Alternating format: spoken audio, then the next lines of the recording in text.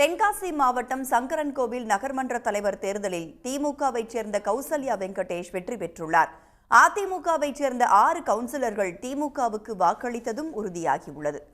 தென்காசி மாவட்டம் சங்கரன்கோவில் நகராட்சியில் தலைவராக இருந்த திமுகவைச் சேர்ந்த உமா மகேஸ்வரிக்கு எதிராக கொண்டுவரப்பட்ட நம்பிக்கையில்லா தீர்மானம் மூலம் அவர் பதவியை இழந்தார். இதனையடுத்து காலியாக இருந்த நகர்மன்ற தலைவர் பதவிக்கான தேர்தல் நேற்று நடந்தது. இந்த நகராட்சியை பொறுத்தவரை அதிமுகவில் 12 கவுன்சிலர்களும் திமுகவில் 9 பேரும், மதிமுக 2, காங்கிரஸ், எஸ்டிபிஐ கட்சிகளுக்கு தலா 1 உறுப்பினர் மற்றும் சுயேட்சை 5 பேர் என மொத்தம் 30 வார்டு கவுன்சிலர்கள் உள்ளனர்.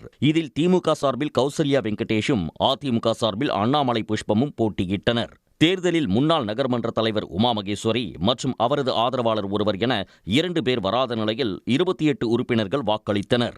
வாக்கு எண்ணிக்கை முடிந்த நிலையில் திமுகவின் கௌசல்யா வெங்கடேஷ் 22 வாக்குகள் பெற்று வெற்றி பெற்றுள்ளார். 12 உறுப்பினர்களை கொண்ட அதிமுக சார்பில் போட்டியிட்ட வேட்பாளருக்கு 6 வாக்குகள் மட்டுமே கிடைத்துள்ளன. இதன் மூலம் மதிமுக, காங்கிரஸ், எஸ்டிபிஐ சுயேட்சை கவுன்சிலர்கள் போக மீதமுள்ள 6 அதிமுக கவுன்சிலர்கள் திமுகவுக்கு ஆதரவாக வாக்களித்தது உறுதியாகியுள்ளது. உடனுக்குடன் செய்திகளை தெரிந்து கொள்ள சன் நியூஸ் பெல் ஐகானை கிளிக் பண்ணுங்க.